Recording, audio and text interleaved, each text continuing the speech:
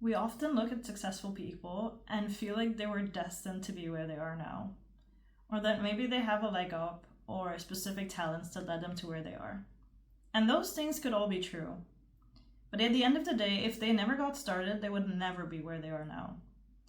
But oftentimes, when we see the end product without experiencing the journey from beginning to end, we might feel that those things are unattainable for us. And I feel like a lot of us also put a lot of pressure on ourselves to be an expert in something that we've never done before. So, this concept of the fear of being a beginner is something that's relatively new to me. I've only recently come across it, and I realized that that's something that I have with myself, but that a lot of my other high achieving friends have as well. We try something for the first time and expect to be at least decent at it. And maybe that has something to do with the expectations that we set, but we might pick up crocheting for the first time and then feel like we should be at least better than average, even though we've never done it before and only watched one or two YouTube videos.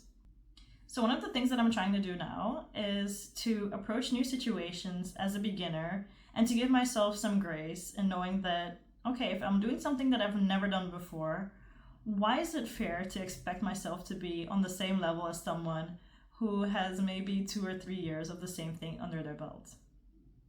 Another thing that I'm doing is kind of just approaching new situations with curiosity.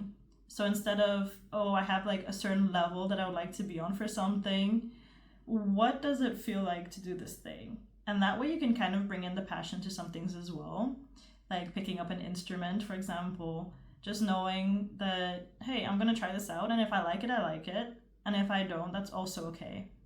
But maybe I shouldn't stop just because I'm not where I want to be, which also makes sense if you're new to something.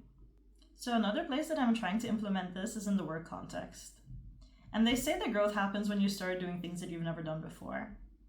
And while I feel like that makes sense in theory, it can feel really challenging to be in situations that I've never been in before, in rooms that I've never been in before, and making decisions that can be quite hefty, quite weighty, and being looked at as someone who might have the answer for something.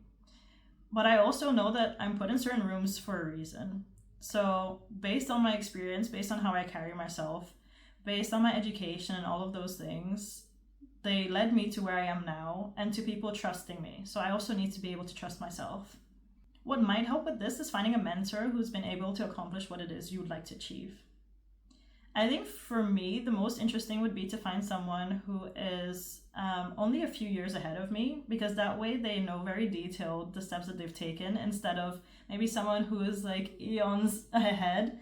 They might have forgotten the details or the struggles from building up to get to where they are now.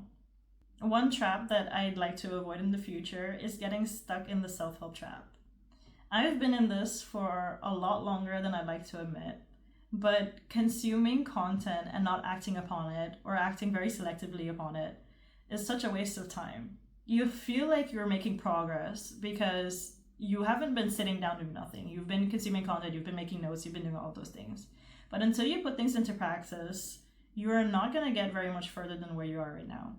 So while finding help and support could be encouraging, just be aware that the only way to get closer to your goals is to actually start acting upon them. And that it's okay to make mistakes and to have a bit of a messy journey.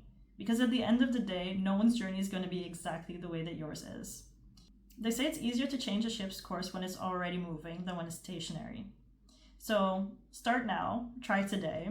And yes, you might make mistakes along the way, but that's okay, because that's part of everyone's journey. Just make sure that your imperfect journey starts sooner rather than later. You got this.